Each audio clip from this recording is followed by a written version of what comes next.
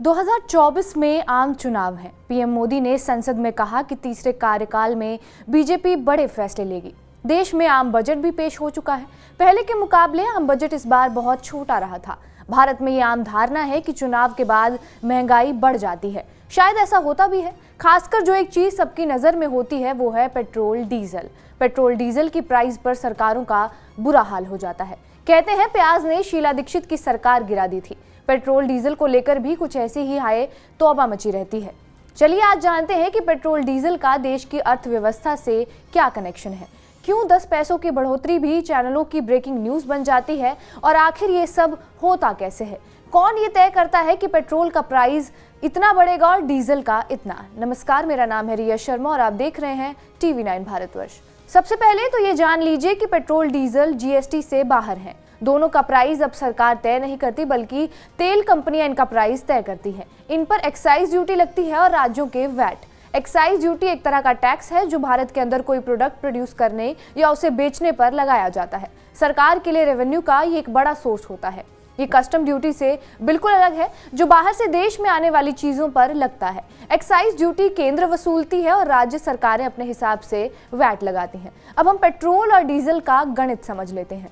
Petrol diesel की कीमतें crude oil यानी कि कच्चे तेल पर निर्भर करती है।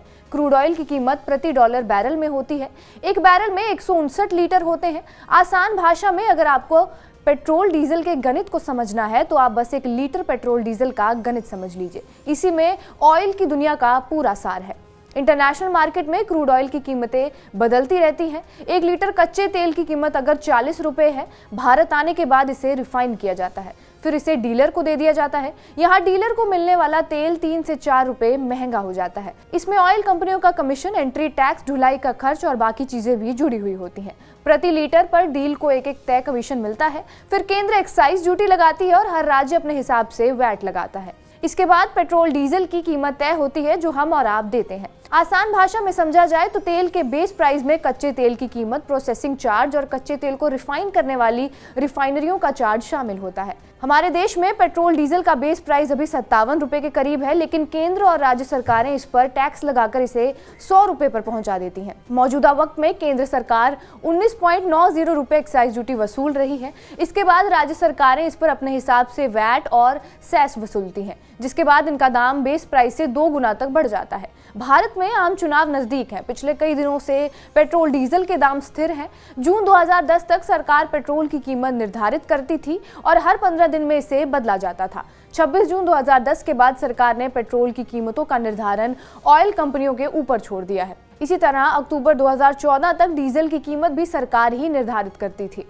19 अक्टूबर 2014 से सरकार ने ये काम भी ऑयल कंपनियों को दे दिया है। अभी ऑयल कंपनियां अंतर्राष्ट्रीय मार्केट में कच्चे तेल की कीमत, exchange rate, tax, petrol diesel के ट्रांसपोर्टेशन का खर्च और बाकी कई चीजों को ध्यान में रखते हुए रोजाना पेट्रोल डीजल की एक कीमत तय करती हैं।